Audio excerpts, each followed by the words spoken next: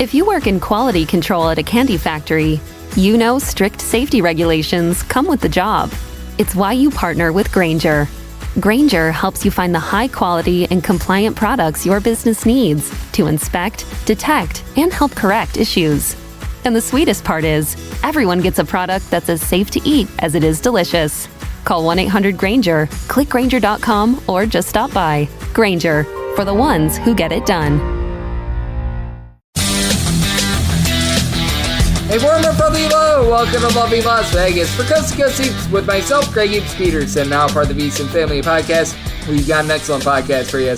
Joining me in segment number 2, we are going to be joined by Blake Lovell, who does absolutely amazing work over at Southeastern 14. We're going to be chatting with him about what we've all seen the last few weeks in the SEC. Certainly, we're going to be hitting upon the fact that we've got an opening over at UW Green Bay as well. He's actually joined me quite a bit for the Horizon League Conference preview, so don't let the Southeastern 14 name fool you. He does a great job on the Horizon League front, and we're going to be talking about what could be happening with Wyoming, UW Green Bay, because we did notice that on Monday, Noah Waterman, who was over at BYU, he had 30 days apparently to enter in the transfer portal after Mark Pope officially left, and that's something I did not know about when the portal closed on May 1st, that they've got sort of that 30-day transitional period, so we're going to be talking about that. We're going to talk about the teams out there in the SEC and some of the moves that they've been making, as South Carolina over the last week or two since we last spoke, they've been able to make some nice moves, so we're going to be chatting on that front, and we are going to be talking about the law of supply and demand right now in college basketball, and I'll be touching upon that a little bit in segment number 1 after we saw the record NIL deal that was given out to Great Osobor. That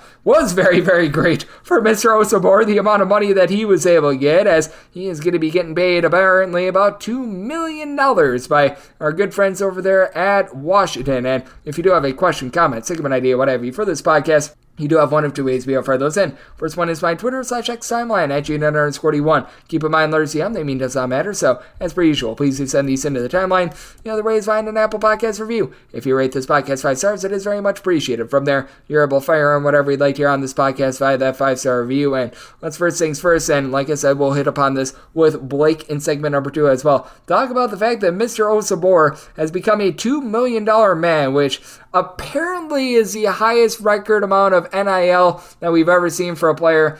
I would not doubt if other players have been paid more. I know it's shocking that I'm going to make that sort of an allegation, but I'm going to do so. But that said, I mean, it's just one of these cases where you can tell that it's becoming the desperate hour for a lot of these schools that they have yet to lure in some of these big-time prospects. As Great Osobor, I don't think anyone had him as the number 1 transfer on the list, and even Danny Sprinkle, he was his coach over at Utah State, he was his coach over at Montana State, I don't think that he had him graded out of that as well, and you do have to fear maybe a little bit of a one-year wonder sort of situation with him as well, because prior to this last season where he was an incredible starter for Utah State. 17.5 points, 9 boards, 3 assists, really the whole bag of chips and everything like that. Sans three-point shooting. He really doesn't take a lot of threes. Sans that, I mean, he's been a very rock-solid player, but prior to that, he wasn't even a starter for Montana State 2 seasons ago. Like, I do think that when it comes to your hierarchy of top prospects, Great Osobor being the highest one paid, that is a little bit confusing.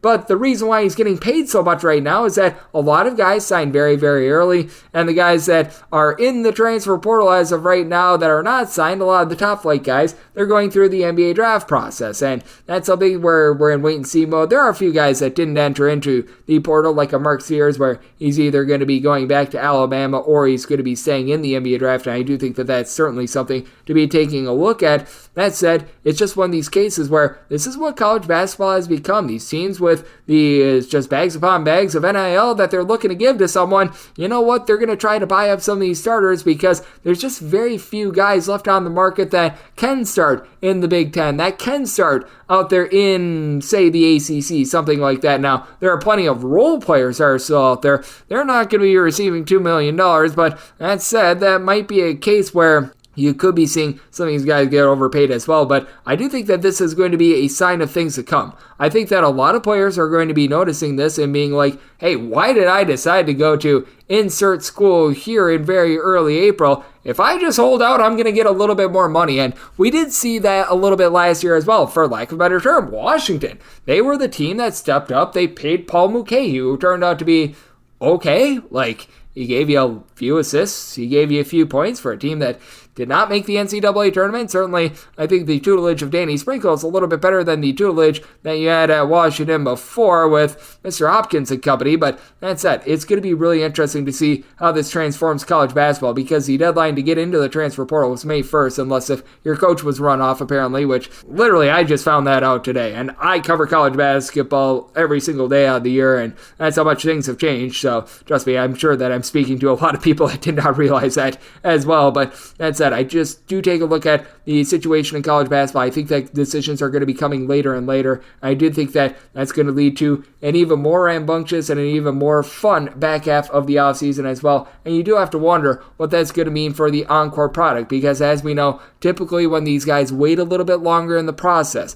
I think that Osobor is going to be fine. He's a big man. He's signing in mid-May. This is not like it's some sort of a last-second decision. I was mentioning Paul Mulcahy last year. He was a guard that was coming into the fold in late July, early August. That's where the chemistry is a little bit of an issue, and it's much more of an issue for guards rather than forwards as well. I mean, while being a forward, you still have to learn the offense and everything like that. There's fewer intricacies than trying to be like a point guard coming in late August, early September, something like that. But I do think that it's a sign of things to come, and I know there are some that they like it, there are some that they don't like it. Biggest thing that I can tell you that when it comes to handicapping process, you can't hold it for a guy, you can't hold it against a guy. You can't be like, $2 million guy, he has to be good, or, man, this guy got $2 million, let's hold it against him. No, nothing like that. And I personally, just on a little bit of a personal note, if these guys are getting paid $2 million, good for Great Osobor. It's a free market. Pay the guys whatever you want to. I know that there are many traditionalists that are against NIL, and certainly I do think that there needs to be some more regulation with it. I am all for guys getting paid. At the same time, you can tell that it's still very, very raw right now. There still needs to be some fine-tuning with the process. I don't think that anyone's going to call it perfect, but that said, let the guys get their money, and at the same time, let's try to make sure that things are, shall we say, a little bit more standardized. Let's make sure that things are a little bit more on a scale to where the actual top guys are getting paid as well. So I do think that there's a lot to take away from there, but we're going to talk a little bit more about that with Blake Lovell, but we do have to talk about what we're seeing with regards to the Wyoming situation with them hiring Sunny Wicks. We're going to be taking a look at these teams in the SEC and the moves that they've made over the last few weeks. So a nice wide-ranging chat with Blake Lovell of Southeastern 14. It's up next right here on Coast to Coast Hoops with myself, Greg Peterson, now a part of the VSiN Family Podcast.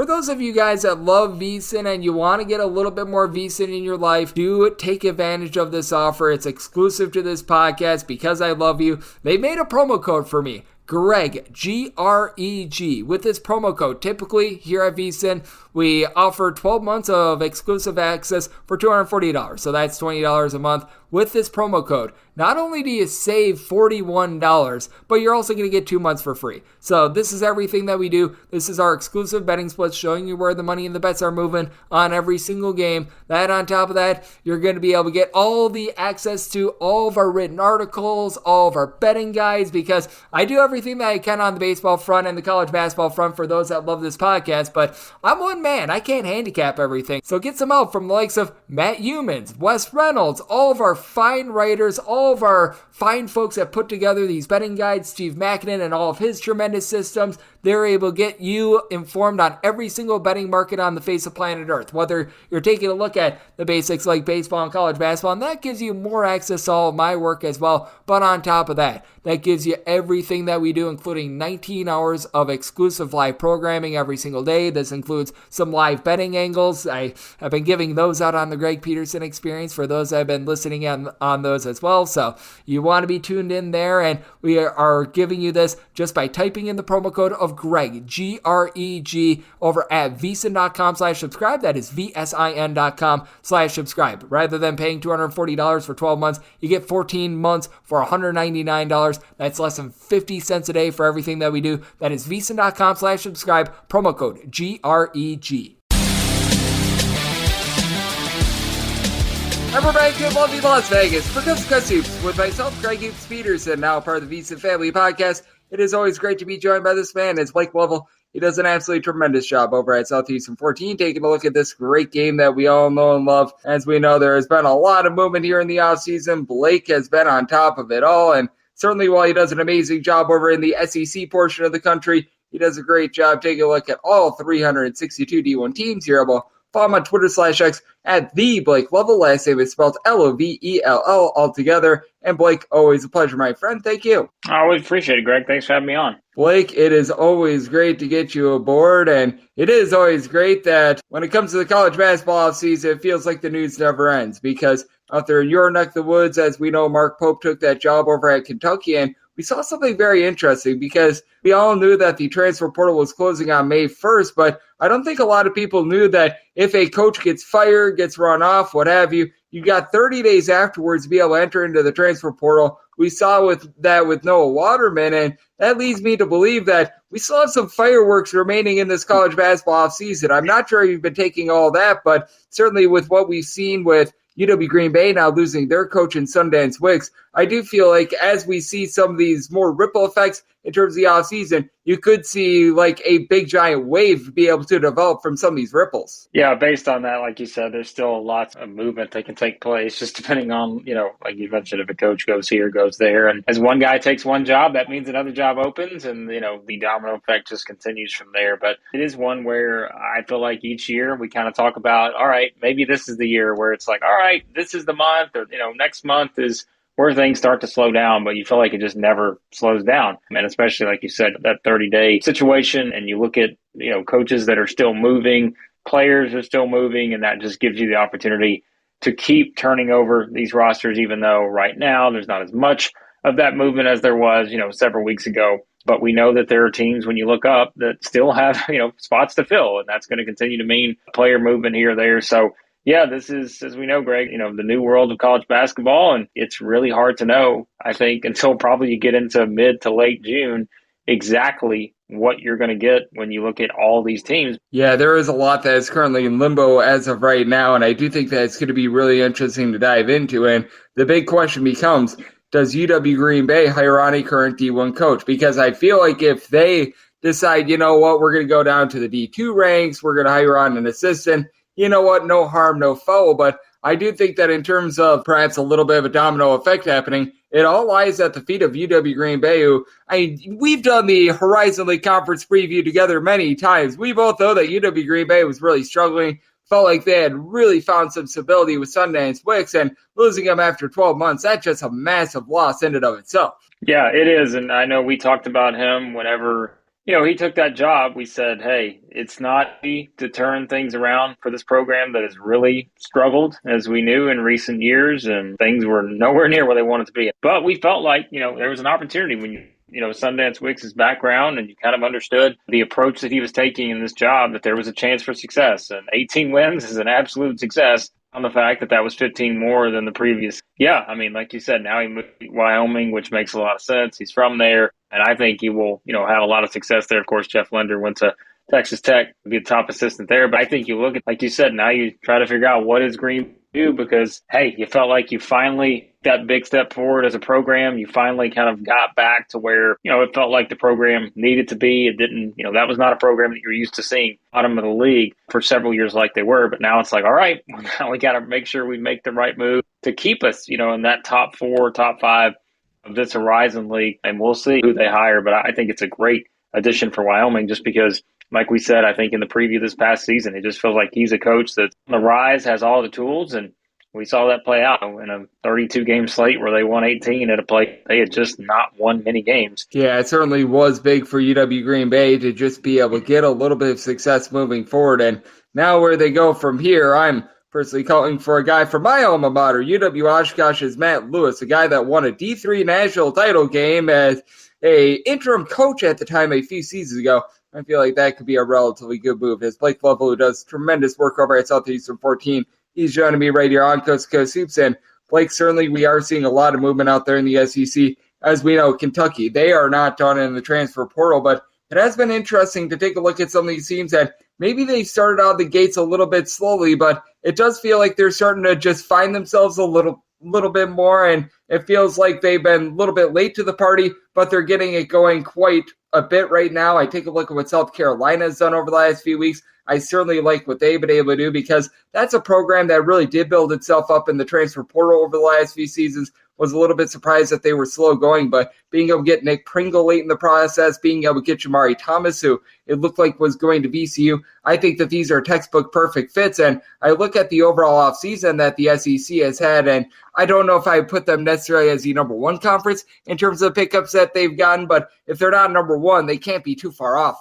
in my opinion. Yeah, I mean, there's obviously been a lot of significant additions. Like you said, you've got some of the SEC to SEC ones, Nick Pringle going from Alabama to South Carolina, coming off of playing a, pretty significant role, I think, in a Final Four team. So that's Carolina, who lost some of those older guys. And then you certainly have the teams out there like Tennessee that have to replace, all league type players, although, Auburn didn't have to do that. Broom's coming back. We don't know if Alabama's going to have to do that with Sears and such. Kentucky's obviously going to have to do it with Antonio Reeves, but I think to look at teams like Tennessee and see how they void, and certainly they've had some, pretty good pickups, I think, in terms of looking at, especially on the defensive side. I don't think there's going to be any doubt defensively what Tennessee's going to be able to do next season. And then you just look at Vanderbilt's going to have to rebuild the entire roster. Same with Arkansas, same with Kentucky. I think Georgia's, I don't know that, just having the addition of a Tyron Lawrence and some other guys that they've added makes them into a level A tournament team, but that's a big addition, right? Someone over from Vanderbilt. A lot of people were interested, I think, in Tyron Lawrence, given what he's accomplished the last couple of seasons. So I thought that was a good pickup. And of course, we talked about Alabama, talked about Auburn, teams like that have just continued, I think, to retool the rosters and just look, top 10, top 15 teams. I think Alabama top 5 team right now. But yeah, as you look down the board, see how some of these teams that were struggling a little bit, especially in Missouri, going 0 for last year, I think this is a roster where they're going to take a significant step forward and be what I think could very well be an NCAA tournament team next year. And then you look at some of these other teams, right? Texas A&M just kind of staying the course. They got a lot of guys coming back from last year, but they're going to add some guys to the mix as well. Farrell Payne, obviously, Phelps, and so forth. I think it's been interesting to see how these SEC teams have kind of but in some sense, it's also been just to have, guys like Jani Broom coming and all that. And again, we'll see with Mark Sears. But yeah, it's been a wild offseason, but I think you got a lot of, still teams that feel like they've got a great chance to make the NCAA tournament next year. And maybe that hits double digits for the SEC now that they're adding Texas and Oklahoma. Yep, absolutely. And I'm so glad that you do bring up Oklahoma because I feel like they've been a team that's been a little bit out of sight, out of mind here in the offseason just because they aren't necessarily the sexy team that's coming over to the SEC. Texas has been stealing a lot of that shine. They've got a little bit of the bigger brand name when it comes to the basketball side of things, but you take a look at the backcourt that they're bringing in. Duke Miles comes over from High Point. Kobe Elvis, he enters the building. He's not leaving the building for Oklahoma. You bring in Bryson Gudine, who is one of the better sharpshooters at the mid-major level as well. And for Oklahoma, I do have a little bit of fear that they're not going to have a ton down low. They do lose quite a few of those pieces that were more of their forwards from season ago. Losing John Hughley, I think, is big. But in terms of the backcourt itself for Oklahoma, I think that they've got it figured out. And for Porter Moser, I think that it's going to be very interesting to see how his style really translates over to the SEC because we recall how good he was over at Loyola Chicago, but as we know, the SEC just plays so much differently than when he had his success over in the MVC. Yeah, I think that is going to be interesting, and we know too, it's just,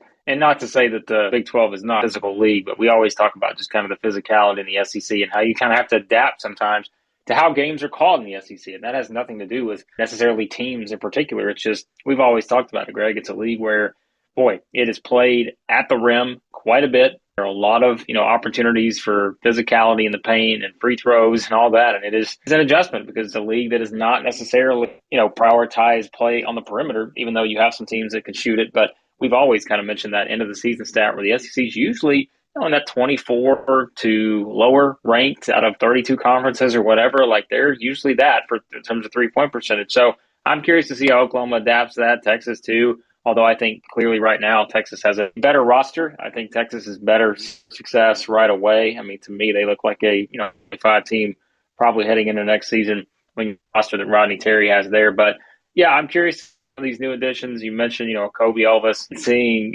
what Duke Miles does and just seeing how, they're able to, again, compare to what we see with some of these top tier SEC teams. I think right now, if you had to put together, and would be a way too early because we don't know what rosters are going to look like officially, except for maybe a couple in the SEC right now. I think A&M's done, Vandy's done, but there's a lot of others, maybe anyone. I think almost there So we don't know full rosters just yet. I think Oklahoma would probably be a team you're going to finish in the bottom half of the SEC.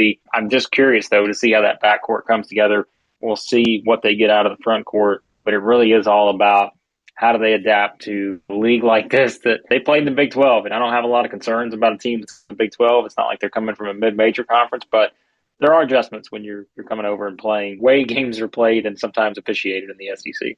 No question about it. It is so intriguing, and I do think that the officiating itself from conference to conference could be a big thing to pick up on. As joining me on the show, we do have Blake Lovell, who does tremendous work over at Southeastern 14, joining me right here on Coast to Coast Hoops. And do want to get your thoughts on this as well, because most of these SEC teams, maybe there's a few teams that are looking to pick up a piece or two, but as I was alluding to, most of these teams have done a rock-solid job here in the transfer portal. It sounds like you've got a bunch of teams that are looking to pick up 3+ guys, but as we saw on Monday with Great Osobor getting that big NIL deal with Washington, there are a lot of teams that are very desperate to being able to pick up these transfers. And for one, when it comes to teams that maybe still have a little bit of work in the transfer portal, just how bad a shape do you think that they're in? Because just judging by the way that Washington went after Great Osobor, I do think that if you're a team that is still looking for a few guys, you're really just falling behind in general. And two, do you think that there might be more guys that wait along the way in the transfer portal process? They wait a little bit longer in the offseason than they did this offseason, just seeing what Great Osobor got, because it feels like in the law of supply and demand, there is not so much supply right now, and there's a lot of demand for these guys that could start at the Power Conference level. Yeah, all about leverage, right, Greg? It's all about leverage and how you can use that to your advantage. And like you said, look, someone like Great Osobor, I mean, it's, hey, why not? At your disposal, being kind of the big fish that is out there. And I think now you look at the numbers that he's going to be getting just to play basketball next season. That's where we are now. And so, yeah, I think you make a great point. Like, I think you will see some of those situations where, and that's where too, like there were some guys early in the process we're thinking, okay, he's definitely going there. He even went as far as he's going there. But then what happens? A couple days, a week later, someone comes in and, hey, it's like, I don't think he's just changing because of the location, because clearly there was a better, offer out there for NIL situation and all that. So since I know that's, not something that probably coaches love these days, but I think coaches know the state of the game is. And if they've decided to say, understand this just comes with the territory. And so I do think I have more guys that are able to wait and try to figure out what that market is going to look like for them. Not just in the short term, right away, once everybody knows, as soon as you put your name in the transfer portal, you'll never get contacted more than you will as soon as, that you're in there. But you let it play out, you kind of, all right, what kind of deals or what is going to be my best opportunity? And like I said, it is about leverage and seeing how you can use that to either return to your previous school, be, the right situation, or you see what else is out there and you compare that and play one off the other.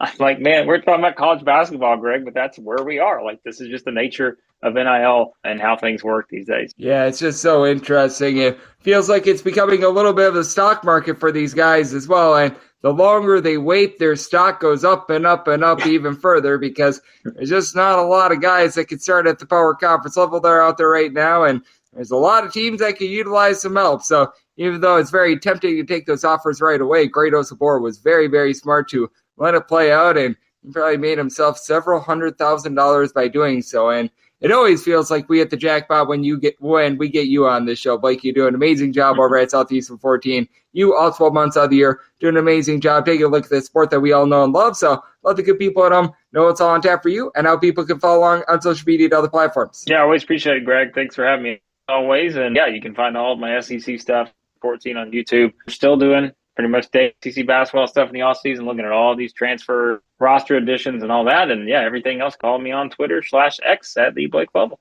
And Blake does an amazing job taking a look at this great game that we all know and love of college basketball, and every single time he joins the show, one such good insight. So big thanks to Blake for joining me on Coast to Coast Hoops, now part of the VSiN family of podcasts. And coming up next, it is that time of the podcast to give a roundup of the news and notes that we saw in college basketball on Monday.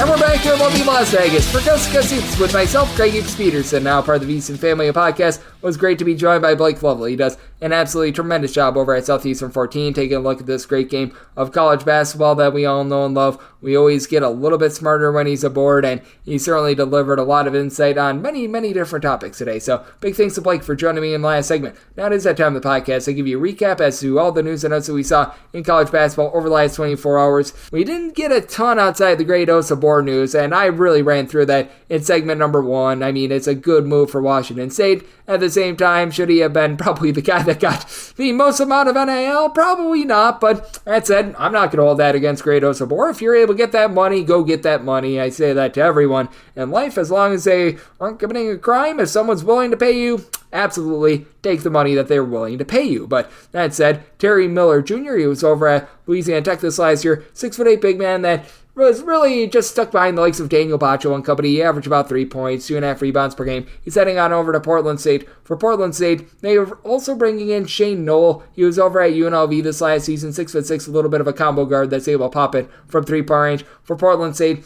can't say that I necessarily have the world's highest expectations for them. They've been playing a wide range of different styles. It just feels like they have not been able to find their identity, but in terms of Miller, he's going to a team that was really rough on the glass last season. He should be able to see a lot of immediate minutes. I do think that he's going to be able to put up some relatively solid numbers. That said, I just don't necessarily have the most rosy of outlooks for Portland State and Miller. Not a guy that was really popping a lot of threes last season. So Portland State, they're getting active in the transfer portal. I don't think that they are done quite yet, and I don't think that this team is going to be done by any stretch of the imagination, but this is a step in the right direction. Andy Okafor, he last season was playing over at California. He has decided that he is going to be going to Washington State. For Washington State, no doubt a gutted team from a season ago with them losing their coach. They bring in David Riley, who I think is doing a relatively solid job. They're taking swings on guys that maybe they were at the power conference level, but not necessarily seeing the minutes that they had desired. For Andy Okafor, he was just injured throughout much of the year last year during the 2022-23 campaign as a freshman over at Cal. He was averaging about 3.5 points, 2.5 rebounds per game. He's a 6'9" big body that just couldn't get out there on the floor this past season. Not a guy that's going to be letting it fly from 3-point range or anything like that, but someone that should be able to do a relatively solid job down low to be able to help out this Washington State team, which obviously it's going to be looking new and improved. No longer do you have the likes of a Miles Rice in the fold for this team, but that said, I do think that Riley is doing the best with what he's been given in terms of a hand. As we know, Washington State, they're going to be playing in the WCC this upcoming year. With Riley, he's brought in with him Lawan Watts, who was a solid 6'6" combo player that was able to pop a few threes over at Eastern Washington. Same goes for Ethan Price over at 6'8". You bring in Richard Vargas, who comes over from Quinnipiac. Wasn't necessarily a rambunctious guy there. I think that's going to be a little bit of a rough season for Washington State, if I'm being completely honest here. But that said, I do think that it's going to be a case where Washington State is going to be well coached. They're going to lose their games, but at the same time, in the WCC, they've got much more of a shot than if they were still in the Pac-12. I was mentioning it at the top. I was a little bit unaware of what was going to be happening with UW Green Bay and Wyoming with the coaching sort of carousel going on, and David Douglas Jr., he has decided that he is going to be entering into the transfer portal. Now these guys over at UW Green Bay and Wyoming have 30 days to enter in the portal. David Douglas Jr., he last season shot about 37% from 3-point range at UW Green Bay, 8.5 points per game. Part of that UW Green Bay team that they were really out there featuring their main guy in Noah Reynolds, who was averaging about 20 points per contest. Everyone else was able to do a nice job providing good defense, popping it from 3. Douglas is at about 6'5", and he's able to shoot those threes. So I do think that there's going to be a team out there that is going to be very interested in his services, and I would not be surprised if there are a few guys from UW Green Bay that do decide that they're going to be heading to Wyoming. Jimmy Odekun, he was over at San Diego this last season. He had 6'9", was able to log about 5.5 points, 3 rebounds per contest. He has decided that he is going to be going to Rice. Now with Rice, I do think that there's quite a bit of upside. They decided to part ways with the current coaching regime. They decided that, hey, you know what? If you, SMU, do not want a pretty rock-solid coach in Rob Lanier that won 20 games last season, we will take him off your hands. And I do think that he's going to be able to elevate this team. That said, I'm not sure how much he's going to be able to deliver in the American Conference right away. This is a little bit of a step up in competition, in my opinion. You just take a look at the haul that you've gotten for Rice thus far in the offseason. It's not been bad. It's not been amazing. Trey Borneau was a nice double-figure scorer out there in the Big South Conference. Trey Patterson is a former top 200 recruit that was over at Villanova, but playing very sparingly from them. Jalen Smith, he has decided that he is going to be following his former coach over from SMU along with Denver England. With England, he really didn't see a lot of minutes, but that said, with Rice, they're starting to build a little bit of depth, and that's a good sign moving forward for them. This is a solid sign moving forward for Detroit. They have landed Orlando Lovejoy along with legend Geeter, who are going to look to Geeter done. For Lovejoy, he was really one of the top 3 scorers for the team. Ty Acuff was averaging 20-plus points per contest, and then you had Lovejoy, who he was out of the fold towards the beginning part of the season. He was able to give the team about 10 points, 1.3 steals per contest, and these were 2 of the lone guys that gave you a morsel of defense last year. That was just a bad team in general in terms of trying to give you any sort of defense whatsoever. That said, when it comes to Detroit, mercy, do they need all the help that they can get. As for legend Geeter, he was able to give you about 4 boards, 5.5 points per game. Did throw in there an assist and a half per game and shot 42% from 3. Problem was, I think they attempted like 5 threes all season long, but that's it for Lovejoy. Not a guy that's going to light it up from 3-point range. Only shot about 20% from the outside, but 2 guys that should be able to add a little bit of grit, a little bit of moxie for a Detroit team that, man, they just seem to be able to get anything going whatsoever at this point. You've got Sardike Nagaga, hopefully I said that correctly. I'm sure that he did not. He was over at Boise State this last season. He has decided that he is going to be going on over to Seton Hall. Now, I don't think that we're going to be seeing a whole boatload of minutes or anything like that. He has decided that he's going to be heading from Seton Hall after he began his career at Boise State. He's heading back out west. He's going to be heading on over to San Jose State. San Jose State needs all the depth that they can get, because a season ago, you could tell that they were just relying way too much on their starting 5 and nothing else. And they had a relatively good starting 5, but you notice that when they had out of the fold any of these guys, as like Trey Anderson missed a few games, Drame Dionge, who was their main big man, when he was out of the fold, they just had absolutely nothing whatsoever. And Tim Miles is a very brilliant coach. He actually got this team to 20 wins 2 seasons ago. That was thanks to having Amari Moore in the fold, but I do think that bringing in Naga, hopefully once again I said that correctly, I do think that they're going to be able to elevate a little bit more moving forward down low, as when San Jose State was really rolling 2 seasons ago, they were able to do a tremendous job on the glass. You didn't see a lot of minutes over at Seton Hall for Naga along with at Boise State, but he's got a little bit of raw upside. He's able to pop a few threes as well, so I actually do think that this is a good move for San Jose State. A little bit of untapped potential, was a little bit highly touted coming out of high school, and they're also bringing in Joel Mariel, a 7'2" big man from Oregon State, and Donovan Yap. So it's very clear San Jose State has been looking to bring in size, and they've been able to do a solid job of doing so. For Wichita State, they're going to be looking back to the Metro Atlantic. I remember a few seasons ago they brought in Kobe Rogers, who became their top scorer. Not sure if Corey Washington is going to be following in those footsteps, but he goes from St. Peter's to Wichita State. As a part of that St. Peter's program, Washington was very versatile. At 6'6", logged about 16 points, 6.5 boards, a little bit over a steal per contest. Not a guy that is necessarily going to light it up from 3-point range, so there's a little bit of an asterisk there, but for Washington, he's going to be able to elevate the level of defense, and that has been something that I've been very interested in for this Wichita State team, because they are now under the tutelage of Paul Mills, who was able to have a lot of success over Oral Roberts, as we remember, a program that did not necessarily play the world's greatest amount of defense. And for Washington, he did shoot about 31% from 3-point range a season ago, but with all that versatility, the way that he's able to guard multiple positions, I do think that that is going to be a nice pickup for them moving forward, and I do think that this guy is going to be able to be a nice fit for North Dakota State. You've got Luke Kazabuke. He was beginning his career over at Kansas State. Last season he was at Illinois State, and Illinois State has just done a bad job of finding fits for their program. Like, it just feels like they have been rudderless and stuck in the mud over the last few seasons. But for Kazabuke, last season he was logging about 4 points per contest. He had 6'5", has been a career about 32% 3-point shooter. He's heading on over to North Dakota State. For North Dakota State, has not necessarily been a rambunctious offseason for them, but it's a North Dakota State program that they did a really nice job of lighting it up from 3-point range. I feel like this is a guy that's going to be able to fit their system. They bring in Mason Miller as well from Indiana State. Brendan Watkins was a double-figure scorer at VMI. Size is going to be a little bit of an issue for North Dakota State, but within that conference, it's not a conference in which you're going to be staring at a whole whole bunch of big men or anything like that, so I do think that this is going to be a relatively good fit for them. Bronny James, he's going to be saying in the NBA draft, this really doesn't mean much to us because he didn't do a whole lot at USC. You wish him absolutely nothing but the best. Bronny James does not deserve any strays or anything like that. For being the son of someone that is very, very famous, you don't deserve to have that put against you. He might be able to utilize his father's name to be able to get picked way higher than he should. I will put that out there, but I'm good on Bronny James if he's able to do that. But he has decided that he is going to be saying in the NBA draft. Last year was logging about 5 points per contest at USC. I assumed that he was as good as gone, and he is indeed as good as gone. So you wish him absolutely nothing but the best, and we don't need to talk about him anymore on this podcast. Donovan Williams, he has decided that he is going to be heading on over to Western Michigan, and for Donovan Williams,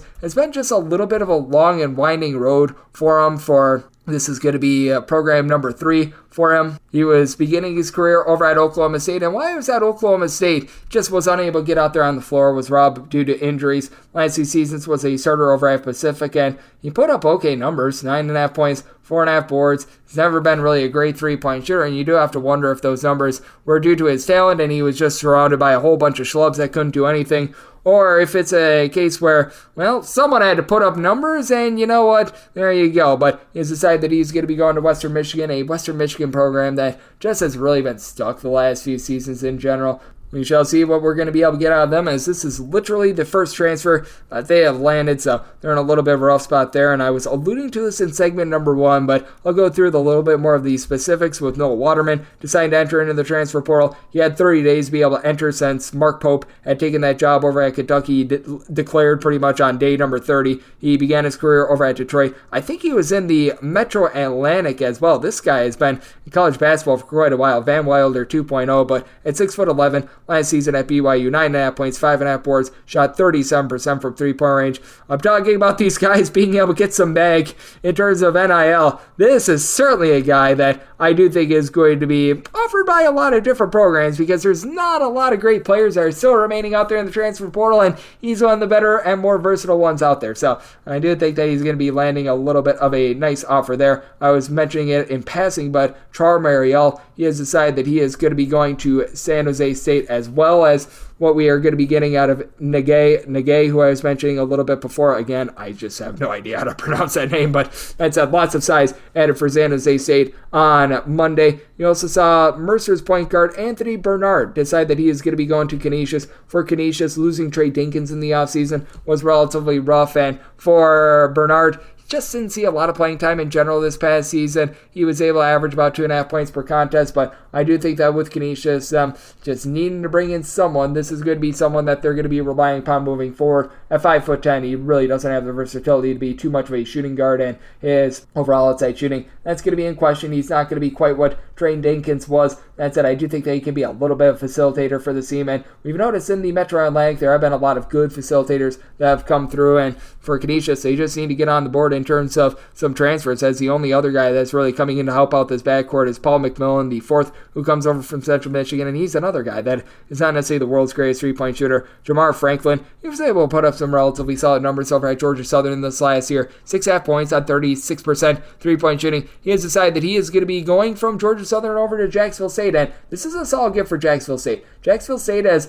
been able to do a relatively solid job on the glass. They've really been not able to find good shooters in general. This is a guy that's going to be able to elevate that backcourt. And for Jacksonville State, I absolutely love the coach that they've got, as you know that Ray Harper is going to be running a really good system in general. Harper always does a good job of being able to get less out of more. Now they're able to get just a little bit more shooting in general. He's, along with Corey Cotton, are really the lone two guys that have decided to commit to the program. They don't utilize a ton of transfers. They do a solid job of being able to build and develop throughout their program. So we shall see if they are going to be able to take that approach moving forward. And this guy is going to be taking the approach of going up a little bit of a level, as Rider transfer Corey McKeithen, who had himself a nice year last year. A little bit of a young guy that shot 35% from 3, 8 points, 4 boards, 3.5 assists, steal per contest. Didn't do one thing great, but he did a lot of things solid. I think he could take over that Anwar Gill role for LaSalle. He has decided that he is going to be going to the Explorers, and the Explorers, well, they're exploring a little bit of prosperity here in the transfer portal over the last few days.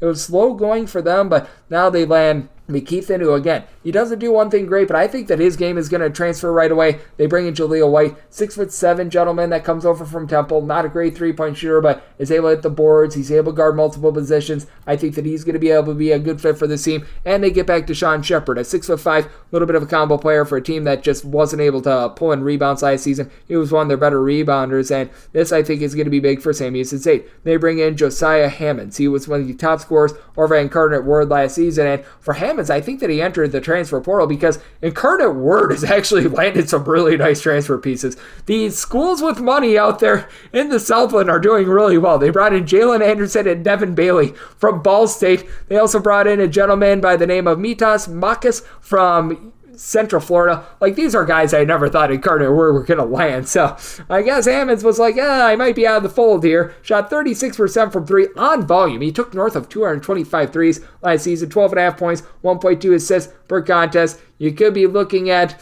a little bit of a Jack Golke 2.0 with the way that he pops threes, and Sam Houston State could use it because Sam Houston State last season, their three-point shooting that was so good during that 2022-23 campaign just wasn't there. They obviously had a little bit of a changing of the guard with losing their coach over to New Mexico State, but I do think that this is a relatively nice gift for them, and I do think that moving forward, he's going to be able to help this program out. And also we did see Mir Panom, hopefully I said that correctly. He was a former Tulane guard. He has decided that he is going to be going to North Dakota, and I do think that this is going to be a fascinating pickup for North Dakota because I believe that his brother actually had played for North Dakota a little bit before for Panom. He just was unable to get out there on the floor, and I was correct. Batu Panom, he played there from 2019 to 22. He was a relatively solid player at North Dakota State back when he was there. He was a little bit of a three-point shooting specialist, shot a career 37% from three-point range, and for my year, just was unable to get out there on the floor for Tulane. Wasn't necessarily the most highly touted guy, but comes in from Anchorage, Alaska. He should be a little bit more at home out there in North Dakota rather than he was out there in Tulane in the great state of Louisiana, but guy with a little bit of upside if he's able to channel what his brother was able to do. I do think that he's going to be able to provide some nice contributions and be able to help this program out moving forward, and hopefully we can help out your program of making money. Here at Coast to Coast Hoops, we're all about trying to get you set for what is going to be the most tremendous college basketball season ever, and if you do like hearing from this fine podcast, Coast to Coast Hoops, you're able to subscribe wherever your podcasts, Apple Podcasts, Google Play, Spotify, Stitcher, and TuneIn. If you have a question, comment, segment idea, what have you for this podcast, you have one of two ways to be able to throw those in. First one is my Twitter /X timeline at Juden_D1. Keep in mind, Lursium, maybe does not matter, so as per usual, please do send these into the timeline. The other way is find an Apple Podcast review. If you rate this podcast 5 stars, it is very much appreciated. From there, you're able to fire in whatever you'd like to hear on this podcast via that 5-star review. A big thanks to Blake Lovell, who does tremendous work over at Southeastern 14. He joined me in the last segment, coming at you guys every single day throughout the year on this podcast, regular season and off season. So I'll be back with you once again tomorrow. Thank you so much for tuning in.